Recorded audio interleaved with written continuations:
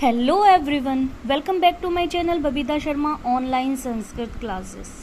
तो बच्चों, आज हम कविता सूरदास जी के पदों की बहुविकल्पी प्रश्नों का अभ्यास करेंगे। तो एग्जाम में आपके बहुविकल्पी प्रश्न भी आते हैं, तो एक एक करके हम सारे ही पाठों का अभ्यास करेंगे।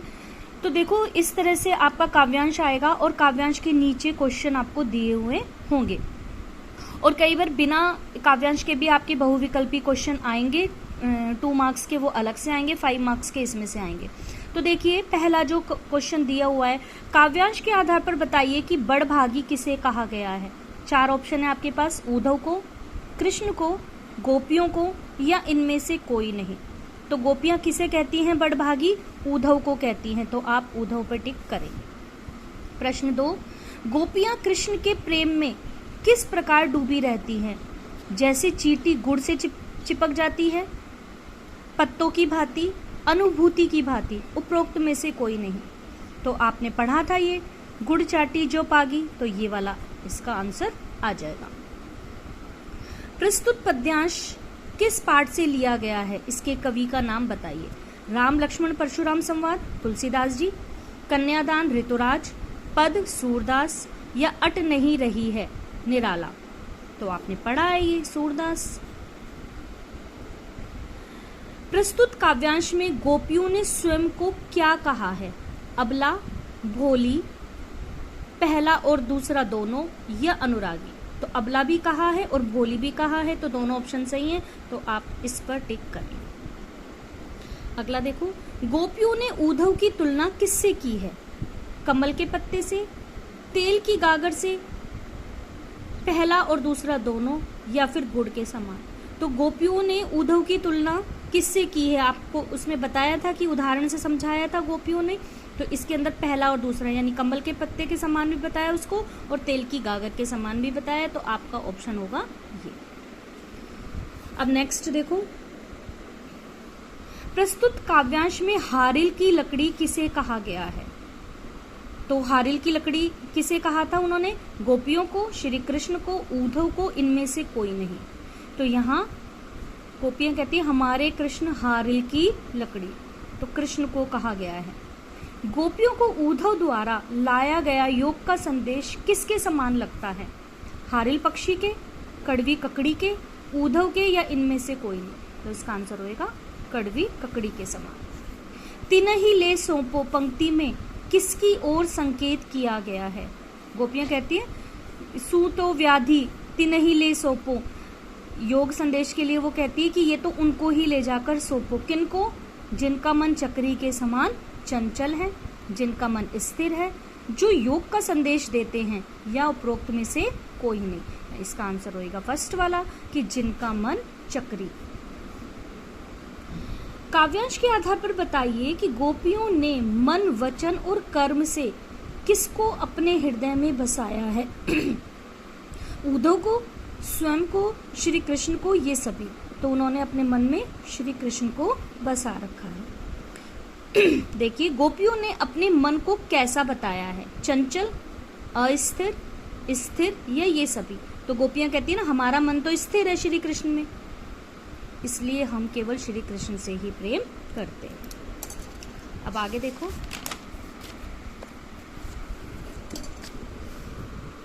मथुरा जाते समय श्री कृष्ण गोपियों का क्या ले गए? नीति, मन, बुद्धि, इनमें से कोई नहीं। तो वो श्री कृष्ण का क्या ले गए थे? मन ले गए थे। उद्धव भले लोग आगे के, परहित डोलत धाये, इस पंक्ति का क्या आशय है? तो पहले के लोग धूर्त थे, जो दूसरों की भलाई नहीं करते थे, दूसरों की भलाई न करने वाला। पहले के लोग भले थे, जो दूसरों की भलाई के लिए दौड़े चले आते थे, उपरोक्त सभी। तो इसमें उद्धव के लिए गोपियां कहती है ना कि पहले के लोग भले होते थे, जो दूसरों के हित के लिए डोलते फिरते थे। तो ये वाला ऑप्शन आपका थर्ड वाला एकदम सही है। गोपियां राजधर्म की बात किससे कहती हैं? कृष्ण से, उद्धव से, हरि से, स्वयं से। तो देखो, कृष्ण से तो वो बात कर नहीं रही थी ना, हरि और कृष्ण एक ही बात है, स्वयं से भी नहीं गए। किसको कह रही थी? वो उद्धव को कह रही थी, उद्धव को बता रही थी कि राजा का धर्म क्या होता है। गोपियां उद्धव की बात सुनकर निराश क्यों हो गई? क्योंकि उद्धव श्री कृष्ण के आने का समाचार लाए थे, क्योंकि उद्धव उनके लिए श्री कृष्ण द्वारा भिजवाया गया योग का संदेश लेकर आए थे, क्योंकि उद्धव श्री कृष्ण से मिलन की सूचना लाए थे, उपरोक्त सभी। तो ये दोनों तो सही है नहीं, तो इसी में से आप लिखोगे क्योंकि उद्धव उनके लिए श्री कृष्ण द्वारा भिजवाया गया योग का संदेश लेकर आए थे, इसलिए वो यह सुनकर बहुत निराश हो गई। गोपियों ने श्री कृष्ण को राजा के कौन से कर्तव्य बताए हैं कि राजा का क्या कर्तव्य होना चाहिए? राजा किसी भी स्थिति में प्रजा को परेशान नहीं करता, प्रजा को दुखी नहीं करता, अन्याय का विरोध करता है, उपरोक्त सभी। तो देखो कि राजा किसी भी स्थिति में प्रजा को परेशान नहीं करता, प्रजा को दुखी नहीं करता, अन्याय का विरोध करता है, ये सारे ही ऑप्शन उन्होंने बताए हैं, यानी राजा का धर्म बताया। अब आगे देखो, कुछ प्रश्न और दिए हुए हैं। उद्धव द्वारा दी गई योग संबंधी शिक्षा को गोपियां कैसा बताती हैं? कि उद्धव ने जो उनको योग संदेश दिया था उन्हें वो क्या बता रही है? हारिल की लकड़ी के समान, गुड़ के समान मीठी, राजधर्म योग्य, या कड़वी ककड़ी के समान। तो उनको गोपियों को उद्धव की बातें किसके समान लग रही हैं? योग की बातें कड़वी ककड़ी के समान। गोपियों के अनुसार किसने राजनीति की शिक्षा प्राप्त कर ली है? कंस ने, नंद ने, श्री कृष्ण ने, उद्धव ने। तो इसका उत्तर होगा कृष्ण ने। आगे देखो, गोपियों को उद्धव का शुष्क संदेश पसंद न आने का मुख्य कारण था। क्या कारण था? उनको क्यों नहीं संदेश पसंद आया? क्योंकि उद्धव के कठोर शब्द एवं अति कटु व्यवहार, उद्धव के वाक्पटुता की कमी एवं हृदयहीनता, गोपियों का प्रेम मार्ग के स्थान पर ज्ञान मार्ग को पसंद करना, गोपियों का ज्ञान मार्ग के स्थान पर प्रेम मार्ग को पसंद करना। तो इसका आंसर होगा ये कि गोपियां जो थी वो ज्ञान की अपेक्षा प्रेम को महत्व देती थी, इसीलिए उन्हें उद्धव का ये जो संदेश था वो पसंद नहीं आया, क्योंकि वो श्री कृष्ण से प्रेम करती थी। अब देखो, कृष्ण द्वारा चुराई गई अपनी किस वस्तु को गोपियां वापस लेना चाहती है? माखन, धन, दही या मन? तो वो कहती है ना, हमारा मन हमें वापस चाहिए। सूरदास के पद अबला हम भोरी गुर चाटी जो पागी से, गोपियां क्या कहना चाहती है? कि हम भोली हैं, चींटी और गुड़ हैं। जैसे चींटी गुड़ ले जाते नहीं थकती, हम भी नहीं थकते। चींटी गुड़ पर अपने प्राण त्याग देती है। भोली गोपियां कृष्ण के प्रेम में डूबी हैं, जैसे चींटी का गुड़ से प्रेम है। तो इसका आंसर होगा ये बात। गोपियां श्री कृष्ण को किसके समान मानती हैं? किसके समान मानती है वो? हारिल की लकड़ी के समान, राजगुरु के समान, कमल के पत्ते के समान, तेल की गागर के समान।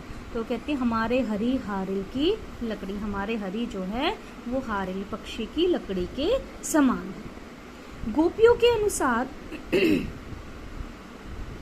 श्री कृष्ण ने किस मर्यादा का पालन नहीं किया? प्रेम की मर्यादा, लोकलाज की मर्यादा, सामाजिक मर्यादा, या ये सभी? तो वो कहती है ना कि उन्होंने प्रेम की मर्यादा को तोड़ दिया। तो इसका उत्तर होगा प्रेम की मर्यादा। गोपियां उद्धव से योग रूपी व्याधि को किसे देने के लिए कहती है? वो कहती है ना, ये तो रोग कहाँ से ले आए हो, और ये उन्हें ले जाकर दो जिनका मन चक्री है। तो अब देखो, किसको ले जाने को, किसको देने के लिए कहती है वो? स्थिर मन वाले व्यक्ति को? नहीं। ज्वर पीड़ित व्यक्ति को? ये भी नहीं।